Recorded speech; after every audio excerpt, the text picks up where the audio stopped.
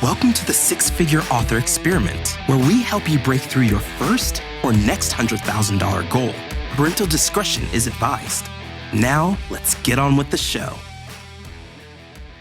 Hello, guys. Hi, Lee. How are you today? I'm awesome. We did our jazz hands. We did. That's like the thing. Every time we see someone at a conference now, I'm gonna have to do this, and like that's how you identify us. A lot of people are excited about New Orleans. I've been telling more people about the conference you and Monica run with Mel and Tadra in New Orleans. And why don't you tell us a little bit about it? Because I'm super excited. So I finally think I figured out how to talk about it. That's like the first thing for me with marketing. It's like I don't know how to talk. Once I know how to talk about a thing and what the so I'm a very aquatic human, where it's like if it's not new and interesting and totally different, it's hard for me. It's hard for me to be like, oh, like buy this can of soup. It's just like every other can of soup that you like, but like it's my can of soup. Like that's hard for me. It's hard for me to like make a thing that's like this is the perfect encapsulation of a reverse harem book.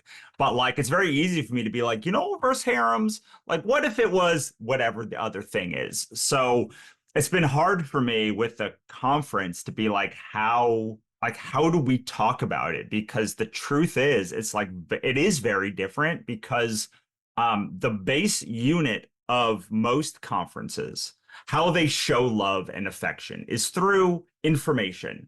They're like, here's a panel, here's a lunch talk, here's a workshop, here's like a karaoke night, here, all of these things, but like all of it, even like the karaoke, even like the whatever they do, like the follies or whatever, like the readings, all of that still is one person talking to a bunch of other people. And then the people that they're talking to have to like yell or leave the room or do something to talk to each other. So like the exchange is always this way, one directional. And that is how conferences, by no necessarily fault of their own, I think they just like, it's a lot easier when someone says, show me the value of a conference, to say, see, look at these 40 talks. And as a person who's going to come to a conference, it's a lot easier to be like, these are the vendors, these are the talks. I want to see them and match them up.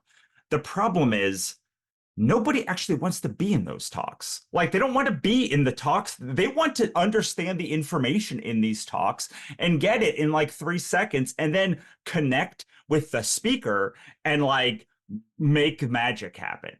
Yeah, because I learn by doing. So I want the bar con. I want to sit outside. I want to connect with someone who's making 6 figures on Reem, which is a author selling platform that's Patreon by authors for authors. So then I sit down with the CEO of Reem and she's telling me exactly how to set it up. She's telling me what she does to strategize, to market, how to find readers. And I literally have to like see it, I have to like be in it. And I'm realizing this more because I was writing and I was thinking about writing my book. And then I was like, no, I figure things out by actually doing the writing. Like I wander in the manuscript. And I'm actually pretty talented because I do end up somewhere when even wandering. So instead of sitting in bed thinking about the manuscript, I was like, this is your writing time. You're just going to write and you don't know what you're writing, but you don't have to figure that out beforehand. And it's like something about just embodying it and being in it. And so when I go to a conference, I'm the same way. I'm like, open your computer and show me the back end. Right. So that I can literally visualize it. So I can follow your mouse and I can click the same places you're clicking. Right. And like, be in it. And that's how I learn. But it's also like you've probably listened to the person speak before if you are like obsessed with like finding community. And it's like the thing is like you need the connection between like your use case and like what are you missing? And sometimes it for you. Sometimes that does come in like that information session, but generally like what companies do is they generally have one deck or 2 decks that they do, and they run that for like a year. So like they've run this deck probably a bunch of times. What you're really there to be is like, I am X person. show me what am I missing here? It's this question that I ask all the, it's like, it's the question that I become obsessed with asking at the end of every conversation, which is like, what am I missing here? Like, what have I not asked you that I should have asked you? Like, why can't I see the vision that you've now devoted your life to? What am I missing? And I think that's what we're really trying to get out of conferences as far as information goes. But what we're really trying to get out of conferences is like connection with other humans who are on the same path, who can validate our existence and like provide those moments of joy that you get from being the kind of planned serendipity, spontaneous moments. Being on the journey together. And also, I think people go to conferences for transformation. And whenever you like pull yourself out of ordinary life to like go to the mountaintop and look down onto your life, you can make connections or see things in a different way just by changing cities, I think. Right.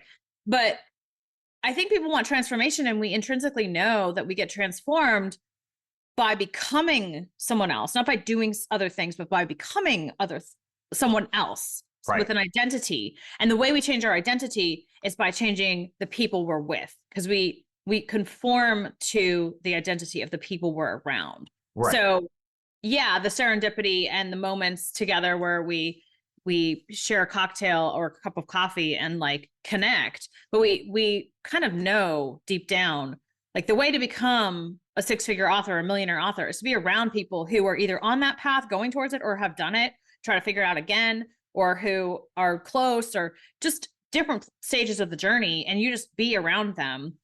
And it helps you conform to what they're doing and see it for yourself and embody it yourself.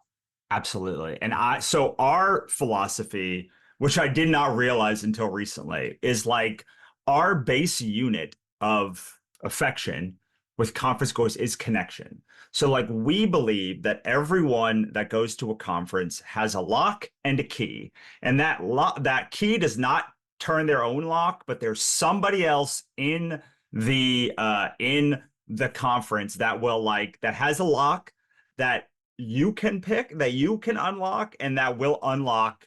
And it's usually not the same person who goes both ways, but like our goal is to connect you with as many humans as possible so that you can have that serendipitous moment of like us at that conference. We're just like, let's do a podcast. Like we've had a podcast for 6 months and known each other for like 7 months at this point. So like those things, and like lowering the barrier to entry where like people feel like they can walk up to people and have those conversations, and like that it's not interrupting them.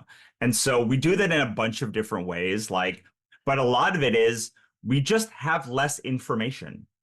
So like, and like our goal is to not bombard you with information. It's to give you coherent information that will transform you, and then let you talk to other people about the information that you have and how it can transform you. And just giving space before happy hour to connect is a huge transformational thing that like no other conference really does. Yeah. I think the best conferences do have more space, but I think you're right. And you don't give less information, because every speaker you have is a wellspring of and has depth of knowledge. But you're giving space for us to get to that depth, or really, whenever I take a class or course or something or go to a talk, I really just need to get one thing. Right. One thing that I get so well that I know it to a level where I will do it. Right. And if I'm like, if I can just do that. And this is so important, the thing you just said, because really, like, we believe that you're not doing marketing wrong, you're doing the wrong marketing. And I had just made a post recently that was like, the only good marketing is the marketing you do. And the only marketing you do is the kind of marketing that feels intrinsically good to you, whether that is an email, whether that is like social media or TikTok, or whether that is just like, I need to get this book more hooky. Like all of those things are like marketing actions that people can take. People can have a podcast if that feels, people can have a vodcast, people can like do whatever that thing is, but like we only see the things that we don't like as marketing, not the things we actually like. So going to a conference is such a good encapsulation of this, because what I think people are trying to do in their priority list at a conference is to find the thing that they're like, oh my God, I know how to do that now. Like I know how to do that now. Like I could go and do that and add this thing to my repertoire right now at this moment, and it will like double my business. Like Yeah. it's not to find some new weird random strategy. The things that work are the ones that are like, I'm going to do that. I'm interested in doing that. Yeah. And that's exciting. I will add, as someone who's just going, well, when thinking about my book, I'm only going to get so far. I need to be in the manuscript. I need to be typing, and then I will figure it out. Same with marketing. Sometimes you just got to take a bunch of shots on the goal and figure it out. So you're trying to find the USP, the unique selling proposition of your conference. So you just start talking about it, and then you figure it out. Like you talk about it with me, you talk about it with Monica, and you stand up in front of people and say something. You're like, I don't like the way that came out, but I'll try it. And then you land on your thing. And I think that is how really successful authors build their business. Because as someone, I had a direct sales mastermind, and it was like 5 of us. And I noticed we all were doing Shopify stores in different ways. Like we all had, one of them was like, well, I send to a landing page. One of them's like, I send to a big offer on a landing page. One sent to a free book, upsold to the bundle. One of them was like, I don't have landing pages at all. And it was a choose your own adventure that got me really excited, because I was like, well, I'll do all of this. And then whatever one wins is where I'll spend the most ad dollars. And it worked. And then I haven't met with the mastermind because I was running it. So I just haven't scheduled any more calls, because like, got it. I'm good. Moving on. Right. And it's being in it. But then I also talked to a friend. We're going to have Willow Winters on this podcast, and she's blowing my mind, because you and I talked about, we talk about the big launch, the classic launch, go into Kindle Unlimited, try to get as much rank as possible, try to hit top 100, spend every bit you can on ads to do that. You might be underwater during the launch. Like this is the launch I was taught. And it's all about rank. And that is a way to do it. And I think Willow Winters did it. She did well. And then she said, well, I actually really love, she can tell us about this on our next call, but now I'm just like talking her up. She had an Etsy store. So she was really comfortable like selling direct to consumer in 2018. And she said, I had to stop. I love my author friends. We hang out. It's great. But I had to stop talking about what I started to do with direct sales. She moved all her books, except for some co-written ones, out of Kindle Unlimited. And she did this before, when people were like, don't do it. She said, I had to stop talking with people about it because they told me this will not work. And now I look at her business, and it's harder to tell how well she's doing, except she told me. But I know like there are people who are fighting for their life in Kindle Unlimited and trying to get those reads and trying to get top 100. And that is fine. If you like it, do it. But a lot of people aren't liking it. And then here's Willow quietly crushing it. And she's like, oh, I don't run ads. And I'm like, tell me everything, because I do run ads and they are something I like, but I want to know everything that you're doing, because it's so interesting to me that you just completely found your own path. Right. Yeah. It's, and I think that, that is the switch that you have to flip in your author business now, which is like the switch that has always been was like, you must do it the big launch way. You must be in Kindle Unlimited. And like, I have friends who like that strategy, like that, like it works for them. I talk to people like at Nink and after Nink who are like, I just want to write the next book. And like, they actually, I used to say no one can like write a book a month for 2 years. But like now I think if all you do is write the next book and like put it in Kindle Unlimited and throw some ads behind it, like you're not doing any of the other actions. And like that's fine. Like then you can probably do it forever. Cause like I now know people who've been doing it for 10 plus years, and like all they're doing is they write the next book. That's all. Their entire month is spent writing the next book. They send an email at the end of the month or the beginning of the next month that it's in Kindle Unlimited. They throw some ads behind it, and then they stop.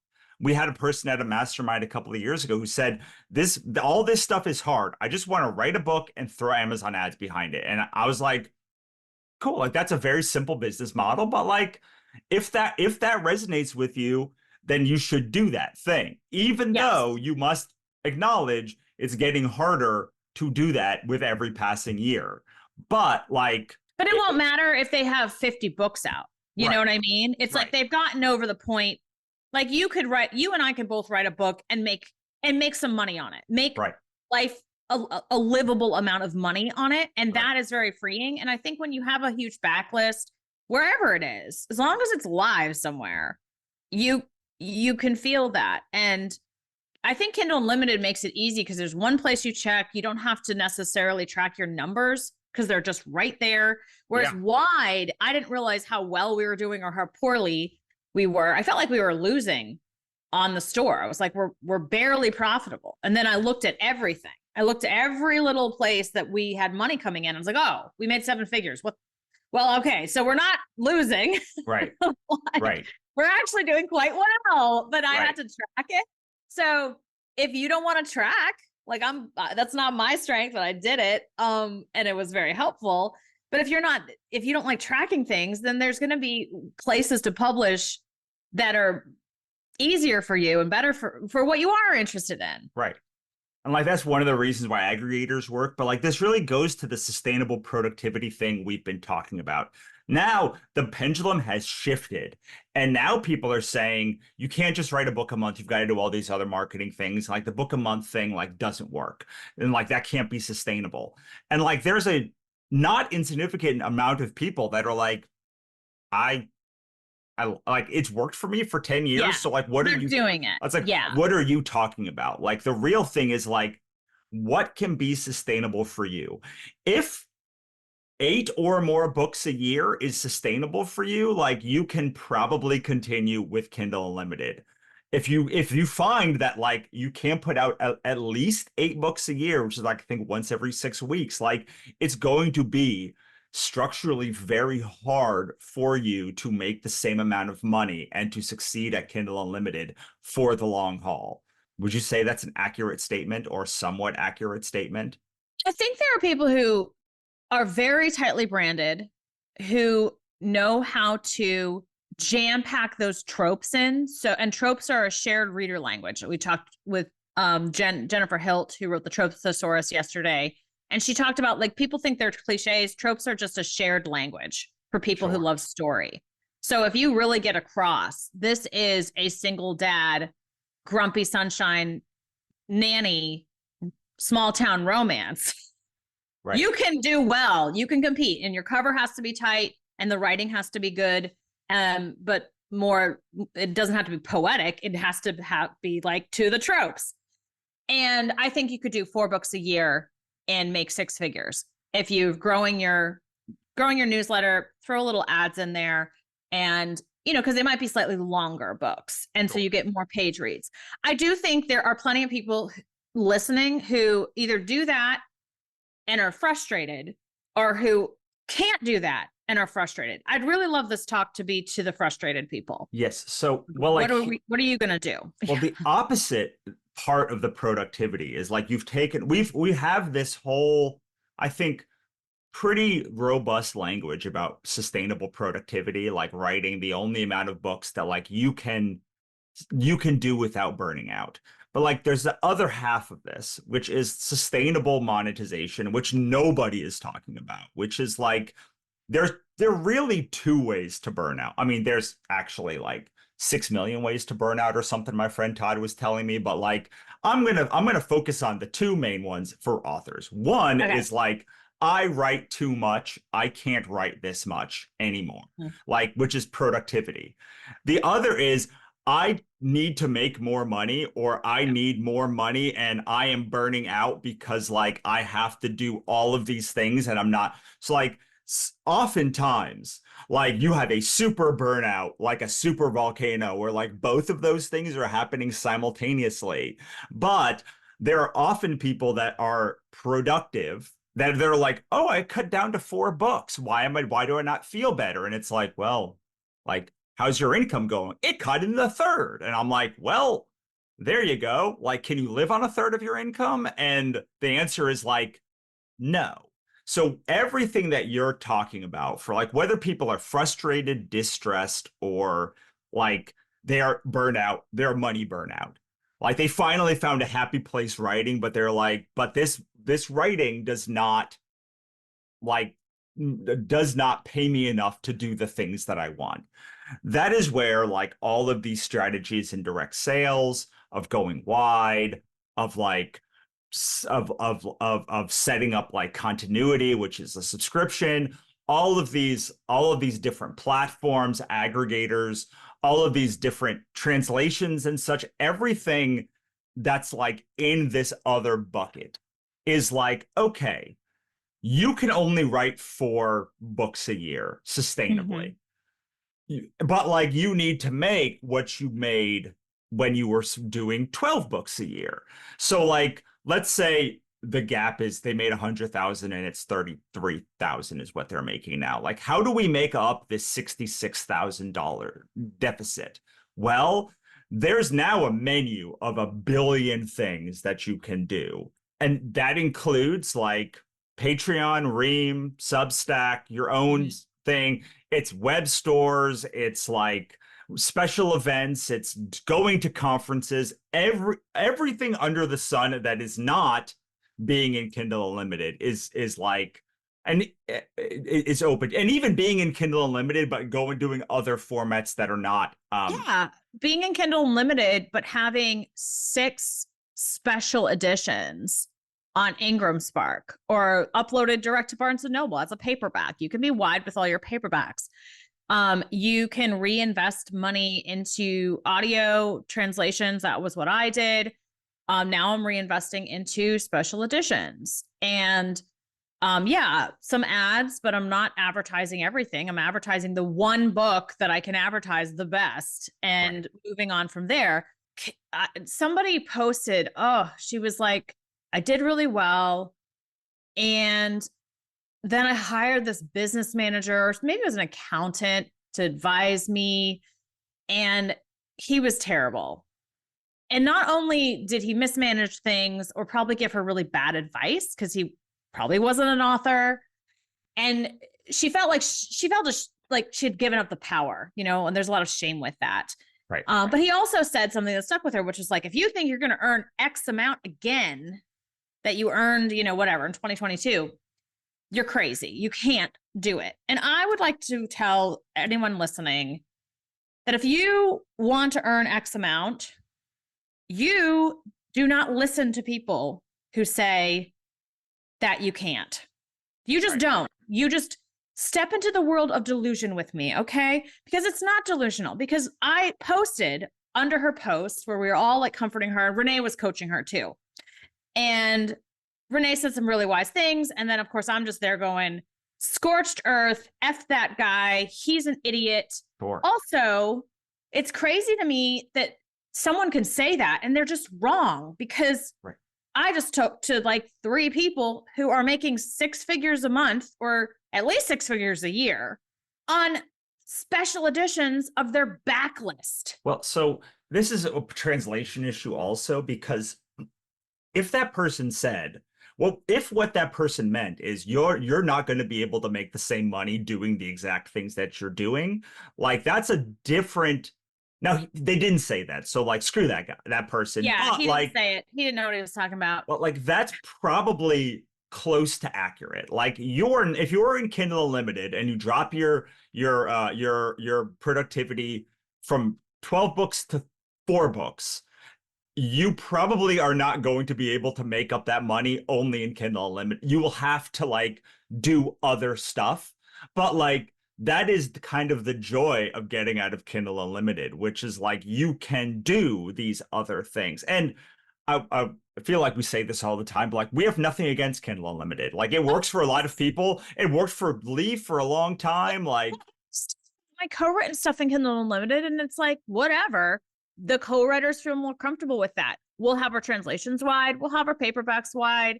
In time, we're talking about doing Kickstarters to get a special edition, to create an event around it, and then have those up forever on my Shopify store. And Sure. instead of, we write a book now, and automatically my friends and I all send our manuscript to the audio narrators, the German translator, all the translators. And now we also go, okay, when, what's the foil hardback going to look like? What are the sprayed edges going to look like? And we're leaning into just getting more editions. Right. And it's a new world, but it's a collectibles market, which is a $500 billion market. And if you're not doing it, Disney's going to do it. Disney's like, listen, my mother-in-law hasn't watched a Disney movie since her kids were little at home, but there are plenty of Cinderella keychains and pins for her to buy. I don't get it. It's not my thing, but she felt these feelings and emotions watching that movie or going to Disney World, and she wants to commemorate it. And Disney's like, great, that'll be $12 for your pin. And they will do that all day long. Disney works its IP and never goes, oh, well, it was from 100 years ago. We better not talk about it anymore. They're like, right. They are finding ways to make it relevant right now to like new generations. And so like, the most successful writers in the 30s, 40s, and 50s were probably up until the 80s were pulp writers who could turn out a book a month. I have friends whose fathers wrote 200 plus books, 100 plus books. Like they just like the Nancy Drew, like Hardy Boys, like they made whole careers because all they wanted to do was write for a publisher or them. Like it was, and they didn't necessarily get royalties. Even they were writing on spec. So it's like, here's your $2,000, give me a book. And they're like, great, that'll pay my mortgage for this month. And then next month I'll do it again. And they were doing full speed. And and like all you are doing when you are like doing this book a month thing is you said pulp speed. I love that. Like you're writing at pulp speed. My friends' fathers and mothers who did this were making sometimes $1 million plus a year in the 40s, like as a writer, were like just writing the next book and then the next book and the next book and the next book. And they just were writing. They could find, they did not though know how to then go into bookstores. Like they weren't doing signing tours. Like they were like just writing the next book. Yeah. They had a whole publication team. Right. Yeah. Yes. And then, so like, there's a long history of being very successful and having long storied careers as like a writer who is just writing the next book. The problem is most writers are not pulp writers. Like maybe half of the writers are pulp can sustainably do that. I think it's probably more like 20%, but like there is a large subsection of writers who their bliss is just want to write. But most people, even if they have that desire, after writing 24 books, they're like, oh, I don't have that much to say. I need to find, like, I love this world. I need to expand beyond it. Like they hit a thing. I hit it at 40 books where I was like, oh, I said it. Like I said it all. Like I said you did it all. I think Becca Syme has this quote I love. She's like, some of us are bread machines and we don't realize that the books that we're writing early in our career are ones we've been kneading in the bread machine for like 20 years, 10 years. I'm like, oh yeah, the Berserkers. I started thinking this up when I was a teenager, and then took it in a different direction. And that was the iteration. And now I'm like, okay, I did the series, I did the thing. What's next? I had to go like fill the well. And I'm someone who can pop out stories a bit faster. But I'm not writing 100,000 word books. I'm writing like 50,000 max. There's another half of this, whereas like you might say, actually, all I want to do is write. And then I would say, you're going to have to write a book a month, or at least a book every 6 weeks for years and years at least 10 books in one series before you can like, and my friend said it's like 5 books of 12 books each is like what the goal should be for a writer like that. And like, you might succeed quicker, but every single time that someone tells me that ads are working and this includes this past weekend when we did a talk. We looked at the person's catalog and their longest series was 3 books. And I had to look at the person and be like, there is no reasonable expectation that you should make money on this series, because you shouldn't even start advertising until book 3 is out and book 4 is on pre-order. At the very minimum, that is the length of time before you can reasonably expect. Have I seen books with people with one book go gangbusters and break through? Yeah, absolutely. Yes. And sometimes it's like, well, they're on TikTok 10 times a day. That's why. And it's a new adult book, and it's a book that TikTok likes, it's hockey or something.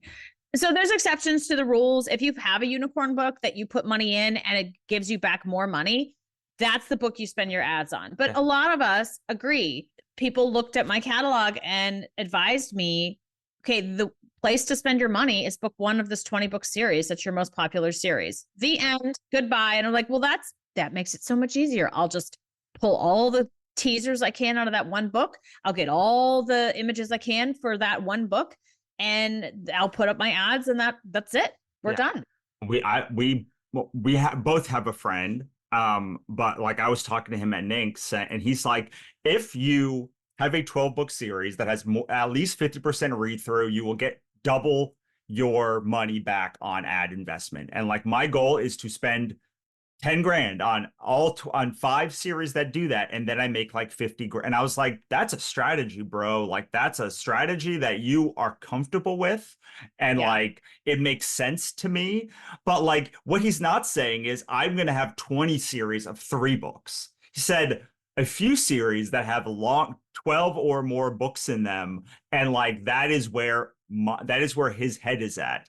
And I think I have no reason to think that he's like, I have 3 of them now and it like bears out. But like, if you are going to say, I just want to write a book, that's okay. You have to write a book in a series. And you don't even have to write every book in a series. You can write standalones, but like, you have to have an anchor series. I call it a signature series, where like, it's at least 10 books, at least 1 million words, that like, you can throw ads at forever and just like get people to filter out.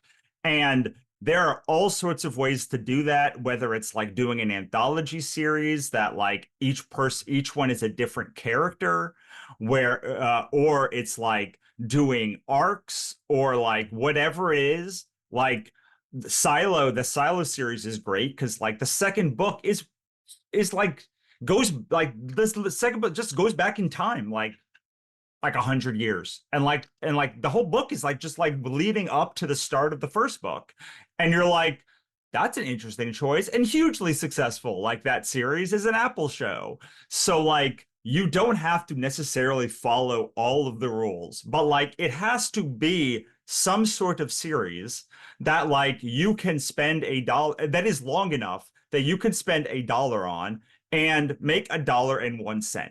And there are not many things that I guarantee in this world, but like, if you make a long enough series, you will break even on ads. Like, it might be 100 books, but like, there is a length of series that you can write that will break you even on ads. And like, again, it's shots on the goal in book form.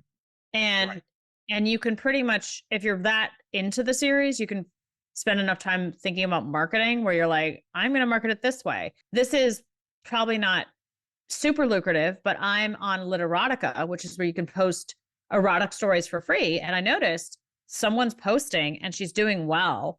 And she has a follow me on Patreon button there. They allowed you to put, and I clicked, and she's basically just releasing a chapter ahead on her Patreon.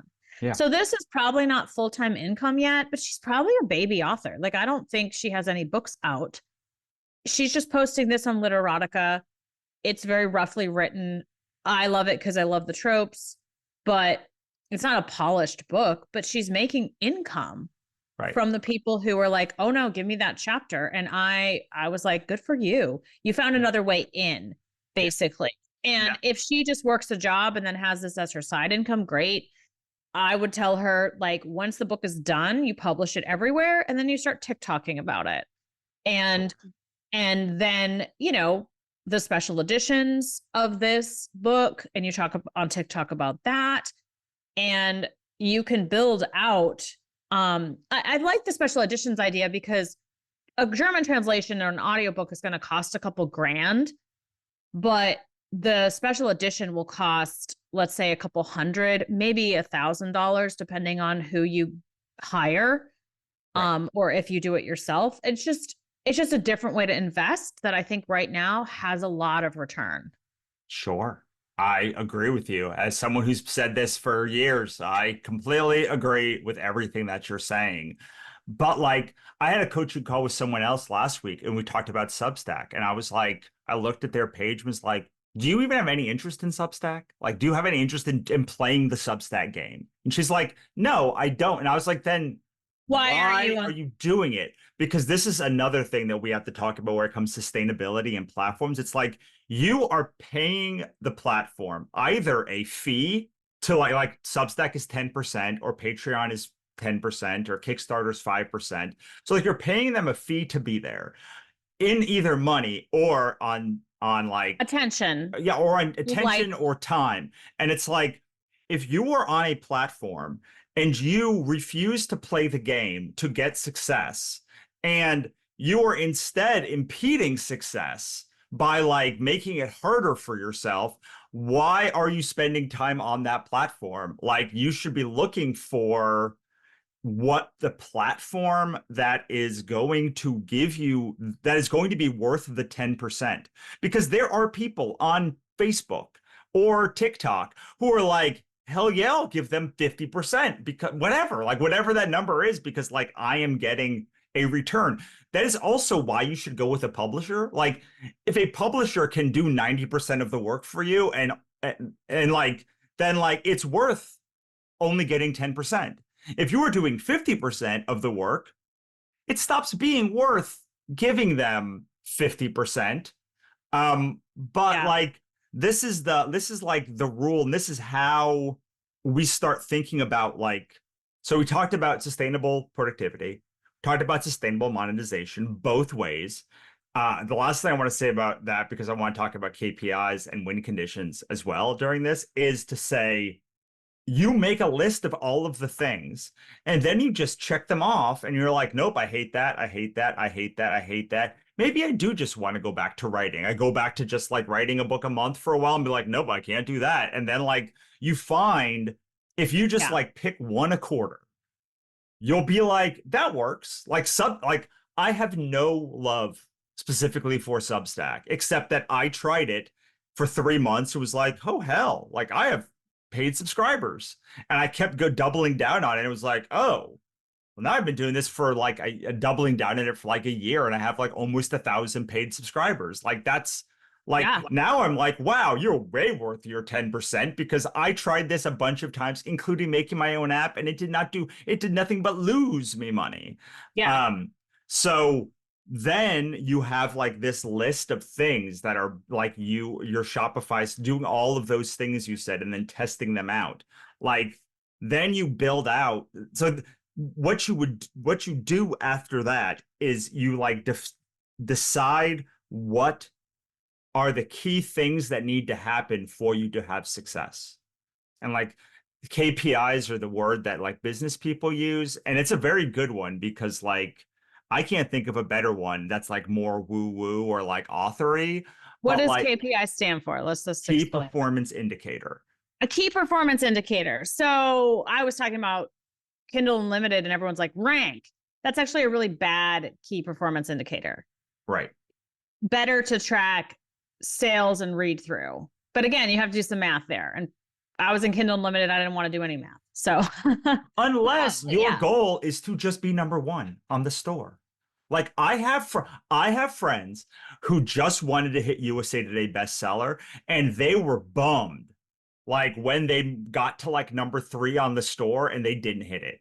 And I'm like, you hit Oh, number 3 yeah. on the store, but like your key Yeah. performance indicator was like I wanted to be like, and it's got to the point where like they judge their success by hitting USA Today, and then they started hitting it all the time. And it's like, wow, you're now making 50, 60 grand a month or every like every time you launch, because like your goal was to get USA, and that by definition meant you had to like sell a certain amount of thing, which meant like as you're Yeah. breaking down, you knew like what you had to do at each step, because like getting to #1 in the store means you probably made 100 grand that month on kit. Potentially. I mean, Potentially. and then it edges out because you'll then spend whatever it takes to win, which is why I'm like, well, what do you actually want?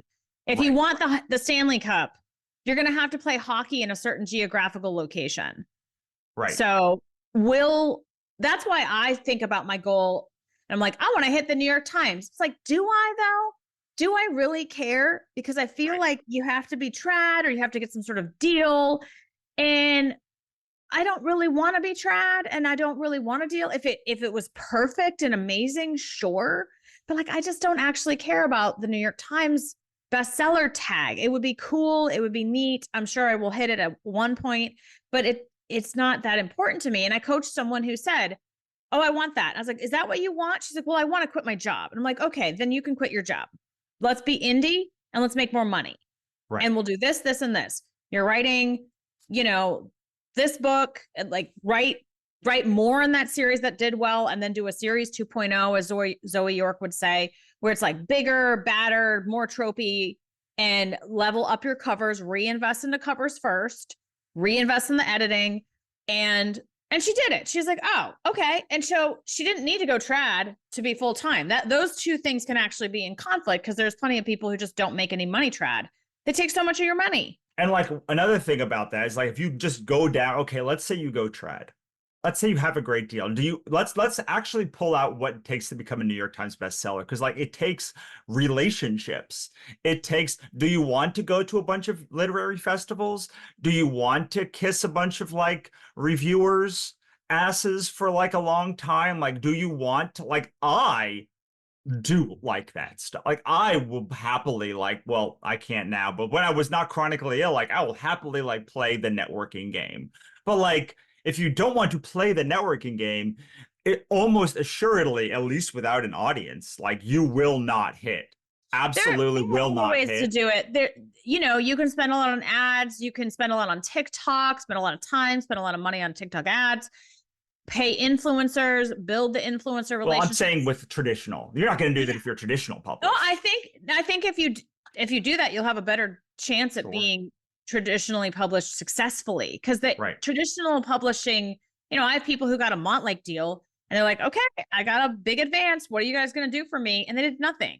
They published the book with a weird cover. And I'm like, is that what you wanted? No, I want to be everywhere. I want to do well. And I'm like, I think you're kind of doing that already with your other series that's indie. Right. So look at what your win condition is. What does it look like when you have succeeded? Because if it's, I'm a New York Times bestseller and that's the only thing that matters, or that's the thing that matters above everything else, great. But if it's, I wake up, I don't have any job waiting for me. My commute is to my coffee pot. And then I sit in the morning in my writing cave and type out words. Like you don't need the New York Times to do that. Right. And this is so important. It's like, we do not visualize what it means to win, which means we can never pull forward the win condition. So like the win condition is, and I tell people how to do this win condition, and then they tell me what their win condition is. And I was like, you did everything wrong. This is completely wrong. But but I'm going to do it again, which is like in your win condition, you need to visualize what has happened in your brain when you have won. Where are you living? What does a day look like? What does a week look like? What do your relationships look like? Like, how are all of those things? How do you exist in the world? What is important to you? Like, things that are important to me are like conversations like this with authors. But like, there are plenty of other people who are like, I just want to write the next book. I want to sit down in my house on the lake and just write the next book, and no one bothers me ever. And I'm like, you could literally do that right now. Yeah. And they also probably want more pre-orders on the next pre-order than the last one. So some growth. They want, more sales or the same amount or better or something like that. A better read through, right? Or something like, yeah. And to write something that is slightly challenging. It is 10% plus beyond what they're able to do. So that goes against like the same but different, write the same book. Sometimes our win condition is I want to grow as a writer, and that's fair. I want to try a different genre. I want to grow as just my skills. And I also like growing my skills as a marketer. I'm like, let me get some of these pretty foil collectible editions and see if I can get my print sales from 4% to 15% by just adding a bunch more sales for just a different edition, and visualizing, uploading that to Ingram Spark, seeing the sales come in that way, and then flying to New Orleans to talk about it with you Right. And by the river.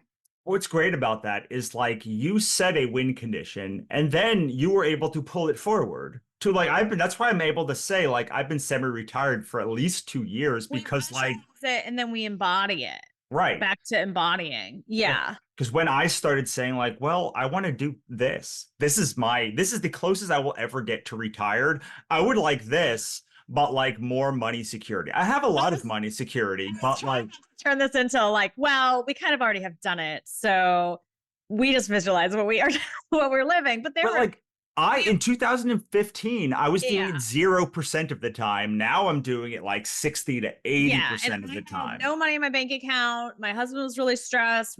We were trying to scramble for our bills, and we wanted to have kids. And I was like, I'm going to write books and have babies. And she's like, oh my God. And he's like, please make money. And so that was a big driver for me. Money is a big driver. And if you're listening to this and you're like, money isn't that interesting to me, I am about to just live off my pension, or I'm just going to be a substitute teacher and that will pay my bills, or I'll work at Starbucks for the healthcare and I will write on the side. I will be the person posting on Literotica and having people follow me on Patreon and reinvest some of that money into writing, taking more time off to write, and then maybe some dirty art, some not safe for work cartoons to post to my Patreon, and see if I can get to $5,000 a month from my followers, which you absolutely can. And so if you're listening, you're like, well, how do I do that? You go and you find the people who have done it, and you look at what they're doing and you go, what of everything they're doing could I do right now? What's one thing that I like? Like, what is a thing that like Lee is doing that resonates with me currently as like, and like, or what is Russell doing? Or like, what is causing them to still be able to maintain or have success? Or like, who are they using? Who are they working with? Like, what you're not going to see, but that is very intrinsic to both of our success, is we have free stuff out there and an offering to get on our mailing list in exchange for some more free stuff. Right. Okay. Not everything I do is successful, but I did see someone say, I found you because you have free books up on Radish. I hate Radish. The owner sold it. I don't think they're great for authors, but readers are on there, and I put some books up to be like, well, you can find me here. And now they're like, I found you there. And then I went and bought everything. And I'm hoping that buying direct from you gives you more money. And I was like, yes, thank you. And they're like, your grammar is so much better than the stories I read on those apps. I'm like, those apps are all AI generated, but thank you. Right. Slow. But I'm excited to be like, I had ways, and you have ways for people to come in to our ecosystem. And this is dig around inside of it. I want to be explicit about. I say it a lot, but you need a mailing list, and you need a way for people who are going to love your stuff to get on there and be attracted to getting on there. And for me, for a romance novel, that means, hey, you read this whole romance novel, now meet the couple's baby. Click here, give me your email, I'll send you the scene. That is the difference between me making a low level amount of money and me being able to make enough money to then reinvest into ads, reinvest into German translations, and build into 7 figures. Right. And it's a little behind the scenes. So I just want to be explicit about that. And Russell, you have your own way people get into your ecosystem. Absolutely. So many different ways. Like when people say what's the best thing that I can do to market my first book, I tell them you should make it free. Just like make it free. Like, okay, it's $2,000 that now is like, but Andy, weird. But like, guess what? Like, 100 times more people will read your book if it's free than if like, and like put the second book on pre-order, make it free, put the second book on pre-order and put it a year out. And like, you probably will get way more traction doing that than any other thing that you can do, because like people will read it if it is free. Is Or it Andy yeah, Weir? Andy Weir? Oh, The Martian? The Martian. Yeah, like he did that, like put it It was a on fiction blog. apps. But like Yeah. most importantly is like you think that like your win condition is going to happen 50 years from now, like when you're old and retired and like this. And like what I really want you to visualize of like what your life is like then what elements of that can you do to make that 5%, 10% of your life, 20% of your life, 30, 50, 80? Like, okay, well, like if your life becomes writing books, going to conferences, talking about books, like authordom, like, are you going to then retire? You might retire. Like, I'm not saying you, but like, probably the best you're going to get is like semi-retired, because if people love your books, you probably want to keep writing those books, or at least like marketing those books, or on some level you will like be invested in at least a readership, because like that then becomes your retirement nest egg. And like you then so like once you Yeah. have that win condition, you can start pulling out and saying, how do I get there? And Yeah. then oh, sorry. That Oh, goes. I was going to give you an example. I used to do personal finance stuff, and they were like, okay, if you want 20,000 a month in retirement, you need $7 million that you take 4% off, you shave that off, and you live off that, right? And that's 20,000 a month. You need 7 million. I'm like, well, now I know how many werewolf novels I can write and then get translated and reinvest the money and to make the 20,000. So I don't need the 7 million. I'm still saving. I still have my Roth 401k, which is my favorite, but I don't need 7 million. Right. I would like some money there, maybe like a couple million. And then I also could write to make the 20,000 a month. Right. All right. So we talked about sustainability and productivity and monetization. We talked about winning condition, which is here. I'm going to just bring them together with KPIs, because the biggest problem I think that authors have is there are a million performance indicators. Everything is a performance indicator. Everything that you do, growth on TikTok, like there's 9 million things that like you could measure right now. And it's overwhelming. So the question is, what if you look at your win condition and like you look at the things you like doing, so like that picturing your win condition would be like, I want to have a community of people that like okay, well, like you probably should focus on subscriptions on some place. You should like get like it's going to lead you to platforms and things that like you probably already resonate with, that like will help align with your win condition. And then within that you pick like 3 to 5 things that are like, let's say, growth on platform, that platform, not all platforms, growth on platform, monetization of platform, just like I like learning platform, like creating books, like whatever it is, but like those become the metrics that drive your career forward, and then you can change them quarterly. But like the one thing that I want to talk about with KPIs is like your KPI could be anything. Do you know what my best performing KPI has been for like 5 years? It The is Substack growth? Nope. It is quality conversations had per week. Like if I can have 10 quality conversations, which I count as, hey, interesting things shared, at least it has to have one interesting thing shared between the two of us. Like if I can have 10 of those a week, I succeed. And if I can't, like my growth slows, or like my happiness slows. And so it doesn't, it can be, I was talking to someone at Nick, it's like, it can be hours in garden. Yes, like, for sure. it can be time spent with child.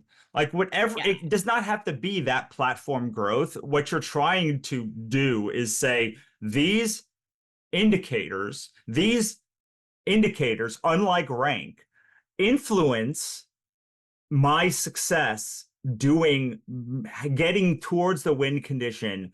I very much doubt that the win condition you want is spend no time with your family and only be writing books all of the time. So like we should like probably find a way out of that to Add get to to the your win condition. And one of the ways I coach people to think this up is think about what you don't want and then flip it. You're like, I don't want to be in pain. Okay, I want to have a strong body and I am able to work out. I'm able to take a walk around the block every day or something. Or I don't want to be broke. Okay, I want to have a business that pays this much and supplements this other income source that I'm looking into or working on or something.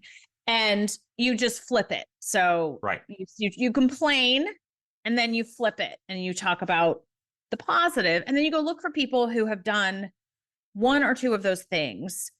And if someone tells you you can't make 6 figures a month on a backlist, you don't listen to them. You go, I'm just not listening to you. Because Willow Winter said that.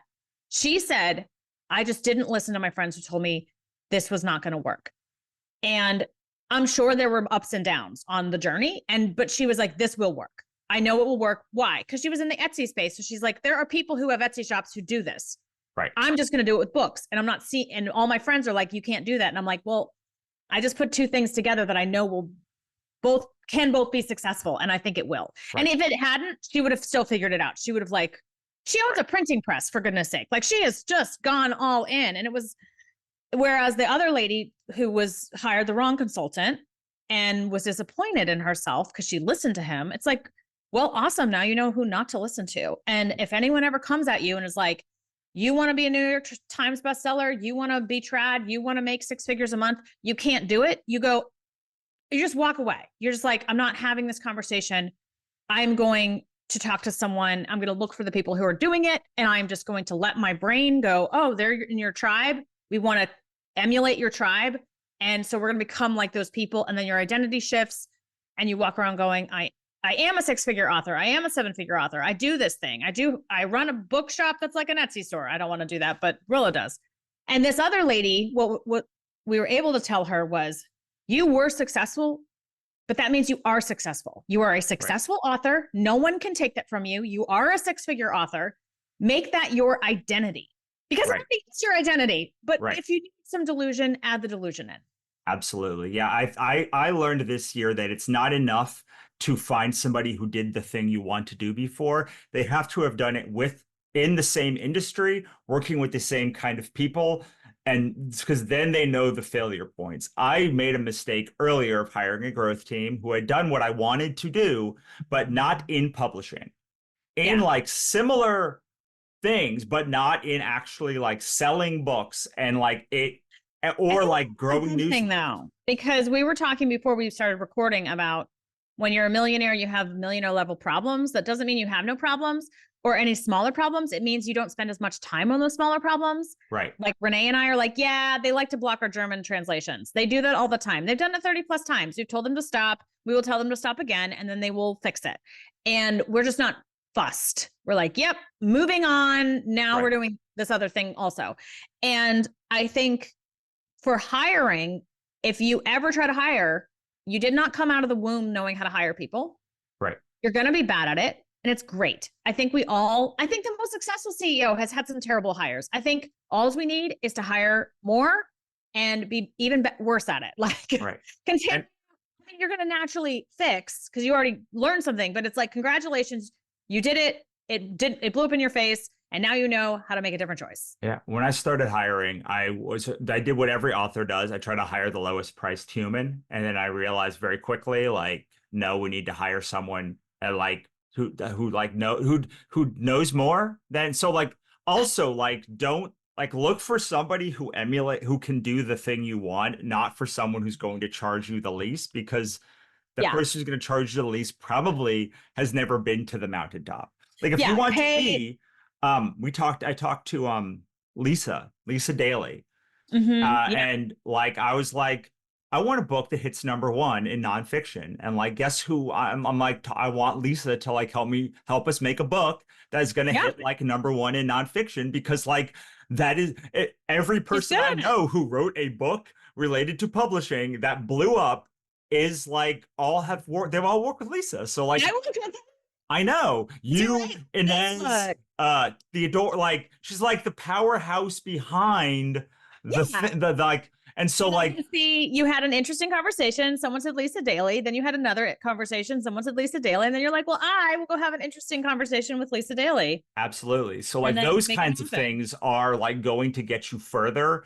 Find the person who actually has gotten someone to #1 in your genre, not like the person who says they can do it and charge you like a tenth of the price. You learn to pay a premium for someone who can actually do it and do it right and do it well. You learn this if you do any sort of home renovation, I feel. Oh yeah, I mean, when we hired Mel and Tadra, we were like, I like Nink. Like Nink is well run. Lots of people like it. Like you can get me to the place. And then we just had to like trust that they would help us get to that place. And then they did. And so like it's so much easier to trust somebody who has been like, oh, you got Willow Winters to #1. Like you made that, like you built this direct sales store for these other people like that have already done it. Like, but at the same time, you have to be like, if there's nobody out there who's done that thing, which is like where I usually often live, it's like, well, maybe you have to do it. Like maybe you have to figure out the process and then show other people how to do it or something like that. But like whatever your win condition, it really comes down to like, if you figuring out what you can productively make, finding out what you need to productively live, like to like live, and then using KPIs and win conditions, like, and like all of these platforms that are available to you, like which sounds fun.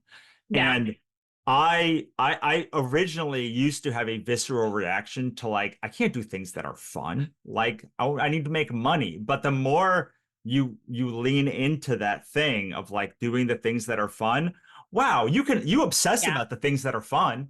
Like Kickstarter is you do them until you get it right. And I think this is a reset that all author, writers, creators need. Artists have a weird relationship with money, like getting it's a lesson that an author learns. Like, I'm going to pay for and get something good, like, and money's involved.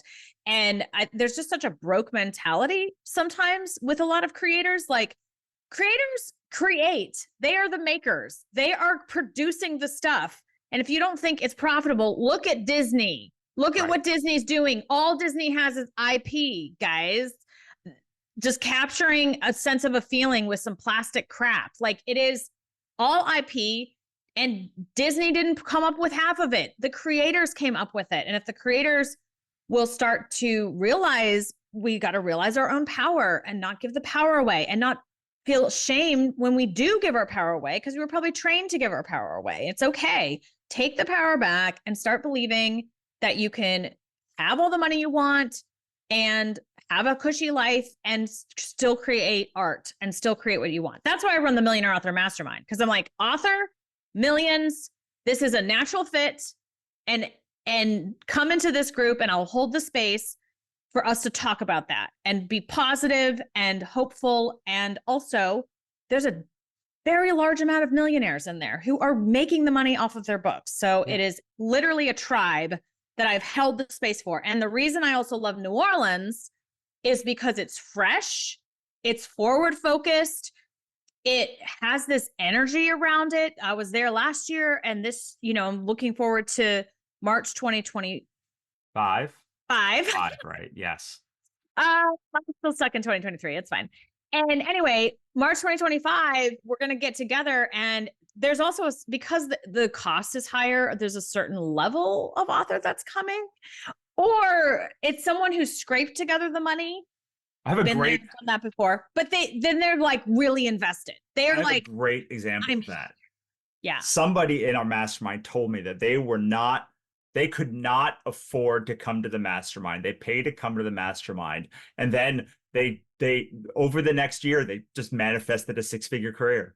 Like they just like hit six figures for the first Yeah, time ever because their like identity changed. And so they allowed themselves to live that identity, which is, I am a successful author. So I hope that everyone listening to this just starts to be delusional and adopt that idea, because then your brain will go, oh, okay, and make sure that your actions match that identity. And when from your action comes the results. absolutely. What a great way to end it. My homework is go to sixfigureauthorexperiment.com. Subscribe if you haven't there. If you have, then go to this particular episode and tell us what your win condition is. Yes, tell us your win condition. Join Millionaire Author Mastermind for tons of fun, and check out coming to Writer MBA Mastermind and Conference in New Orleans. Awesome. I love it. All right. Have a good day, everyone. Thanks for listening. For more, head on over to sixfigureauthorexperiment.com for archive access, resources, and more. We'll see you next time.